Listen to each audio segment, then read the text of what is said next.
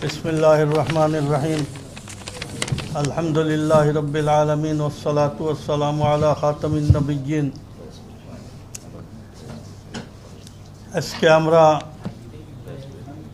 আগামী নির্বাচনে যেহেতু দেশ স্বাভাবিক অবস্থায় থাকে নাই, ইলেকশনি সমঝোতায় দুই শিবিরে দুই মেরুতে ভাগ হয়ে গেছে। আমরা এই দেশের পরিচালনার ব্যাপারে দেশ ও জাতির কল্যাণে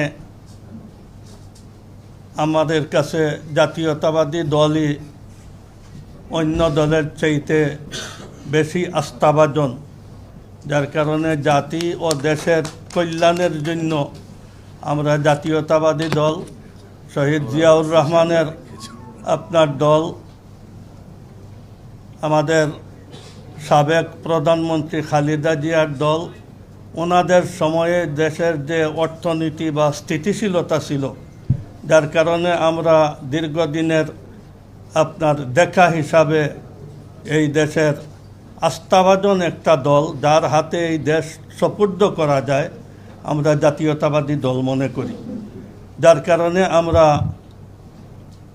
বিশ্লেষণ করে, আমরা নিজে নিজে চিন্তাভাবনা করে সিদ্ধান্ত নিয়েছি যে আমরা ইলেকশন জাতীয়তাবাদী দলের সাথে করব। যার কারণে আমরা এই সিদ্ধান্তে উপনীত হয়েছি। আল্লাহ তাআলা যেন আমাদের সামনের রাস্তাটাকে যেন ভালো রাখেন, ভালো চলেন।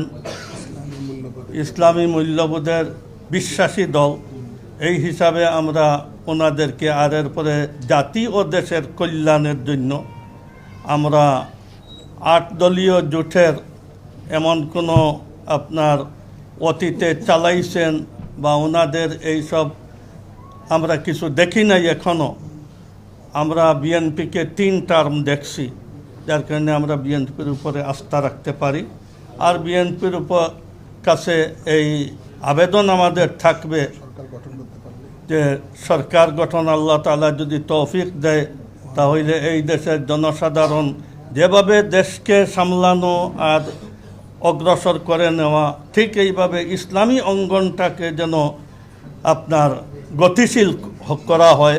আওয়ামী লীগে এই 15-16 বছরে ইসলামের যে অবস্থা ঘটাইছে, এখান থেকে যেন আমরা উত্তীর্ণ হইতে পারি। আল্লাহ তাআলা যেন আমাদেরকেও ইসলাম নিয়ে, ধর্ম নিয়ে, দেশ নিয়ে যেন সুন্দরভাবে আমরা চলতে পারি, এটা আল্লাহ তাআলার কাছে আমরা কামনা করি। সংবিধানে মহান আল্লাহর উপরে আস্থা ও বিশ্বাস, এটাকে পুনর্বহাল করা। এরপরে আল্লাহ তাআলা যেন আমাদের অর্থনীতি, সমাজনীতি, ধর্ম নিয়ে চলার জন্য আল্লাহ তাআলা যেন এই সামনের সরকারকে যেন আল্লাহ তৌফিক দেন, এই দোয়া করি।